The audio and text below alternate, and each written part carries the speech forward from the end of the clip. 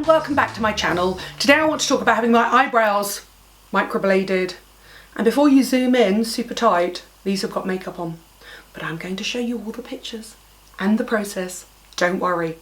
I had my eyebrows microbladed exactly a month ago, and I promised I would wait exactly a month to get the final results because I wanted to do an honest, open discussion about what it feels like, how much it costs, what the process is, and why I had them done. So the history of my eyebrows is I've never really overplucked my eyebrows. I was an 80s girl. You kind of only really overplucked your eyebrows in the 70s or the 90s. And big bushy brows were in the 80s. It was the era of Brooke Shields. So I never really plucked my eyebrows much when I was younger.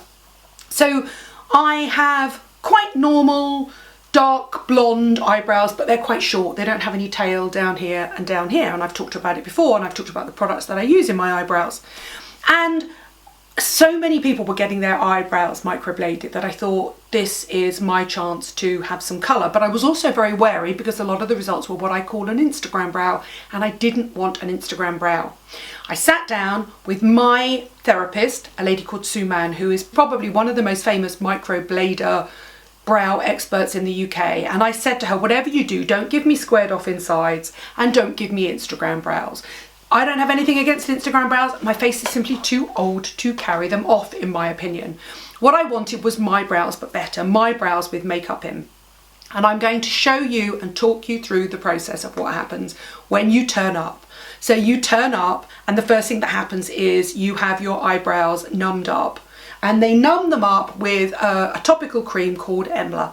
And it goes on and it stays in place behind these little eyebrow shaped masks that stick on top of it that keeps it in contact with the skin. And after 45 minutes you take it off and your eyebrows are pretty numb.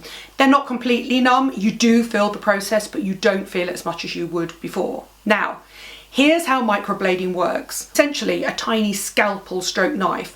The end of it is shaped exactly like eyebrows, is basically pushed into the top layers of the skin, and it breaks the top layers of the skin at exactly the depth of the dermal epidermal junction, so it goes into the top of the dermis. Once you start getting pigment into the dermis, it's going to stay there for a longer period of time. It's not going to as deep as traditional tattoo, but it's going into the top layers of the dermis. And then as the therapist goes along, they create individual eyebrow shapes, blade cuts into the skin. It's essentially like being continually given a very slight paper cut. And then the pigment is pushed into the eyebrows. After having your eyebrows done, obviously they will have been completely mapped out to the shape that you want. And I was a bit concerned when I saw my original shape because I had no discussion about the shape I wanted. I simply said I wanted my tails put in, and I didn't want the square inner corner eyebrow, which is super fashionable but not for me. And I have to say the finished look was lovely. The minute it was actually finished with the initial pigment in, it looked great. And then I had a second application of pigment put over the top, and they were left for a few minutes. And then as it was wiped off, they were super dark. And I'll be really honest with you, I did at that point feel very worried. I went out for dinner that night and I had to put mineral powder over the top because I couldn't sit in a restaurant with my eyebrows getting darker and darker and darker. And then they're sore for a little while because obviously you've been cutting the surface of the skin, but it's not uncomfortable at all. I had no problem at all with putting up with it. I mean, I've had so many, odd injections and little bits of filler. You just kind of laser hair removal. You just get used to it, and you've been testing things as long as I have. And then I woke up the next morning and oh my God, they were so dark. Now this is a really common reaction. Most people at this point panic like crazy. Your eyebrows go super dark straight away. And I was texting everybody going, oh my God, what am I going to do? Texting Sam Chapman, who I know had hers done, and said, oh, will they look like that? And everybody just goes, calm down, calm down, calm down. It'll be fine. But you need to know before you undergo this process, be prepared. Technically, you're not supposed to get too much oil or product or makeup on your face. I had appointments all that week. I had to cover my face in makeup. I had to literally cover each eyebrow with some sort of foundation or mineral powder to be seen in public. Obviously the way I look is scrutinised because of what I do for a living. I couldn't have those jet black eyebrows. I'm going, as you can see, I'm talking you through, I'm dropping in the days. Day 1 super dark, day 2 super dark, day 3 super dark, day 4 super dark. At this point I was beginning to feel a little bit sick. By day 4 or day 5, the skin starts to peel off. It scabs up and then it starts to peel off. My skin was peeling pretty much for about a week afterwards. In fact, I filmed some stuff with Mac about 10 days afterwards, and I had to apologise to the makeup artist and get him to cover them up because nobody warned me they were going to be as dark as they were.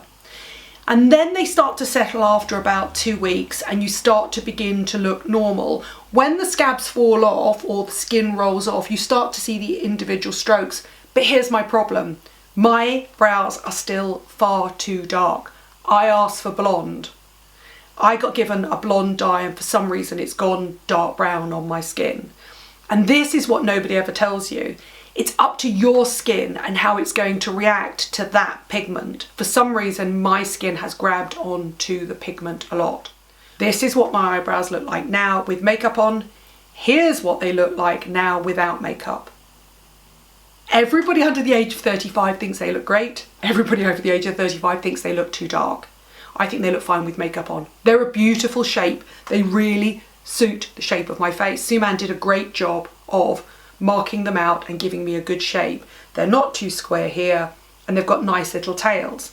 But the problem is, for me, they're too dark. They're not blonde, they're brown. My hair is quite dark at the roots, but I still don't want anybody to look at my eyebrows and think they've been microbladed, and I think they look like they've been microbladed and I'm not happy with that.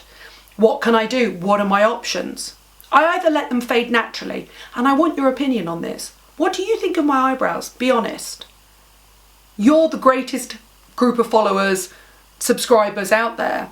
Do you think they suit my face or not? Would you have noticed if I hadn't talked about them, if I'd had them done? Do I, A, let them fade naturally because they will fade over the next 6 months and just wear a little bit of concealer and makeup in them?